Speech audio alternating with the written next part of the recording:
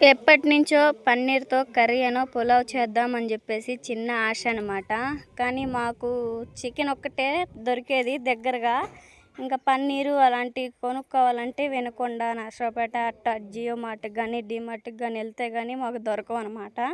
ఇంకా అందుకని జెప్పేసి ఇంకా పన్నీర్ అయితే వినకొండ ఎళ్లి జియో మార్ట్‌కెళ్తే తీసుకొనొచ్చాము. పన్నీర్‌తో పులావ్ అయితే చేయబోతున్నాను.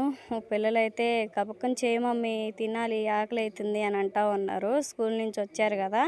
ఇంకా పన్నీర్ మొత్తం అయితే ఆయిల్‌లో బాగా ఫ్రై చేసుకొని పక్కకు తీసేసిన తర్వాత పులావ్ దినుసులు, అల్లం వెల్లుల్లి పేస్టు, పచ్చిమిర్చి, ఉల్లిపాయలు అన్నీ ఏసేసుకొని మొత్తం ఏగిన తర్వాత బియ్యం కూడా పోసేసుకొని ఎసురు వాటర్ పోసేసుకోవాలి. నెక్స్ట్ షార్ట్ వీడియోలో కర్రీ ఎలా చేశానని చెప్పేసి చూపిస్తాను. చూద్దామండి మరి.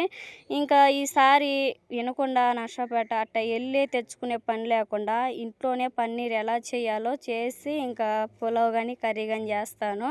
నెక్స్ట్ వీడియోలో చూద్దామండి మరి. కర్రీ కూడా రెడీ అయిపోయింది. పులావ్ కూడా రెడీ అయిపోయింది. పిల్లలు, నేను, బావ భోజనం చేసేయాలి. ఓకేనా? వీడియో నచ్చితే ప్లీజ్ లైక్ అండ్ సబ్స్క్రైబ్.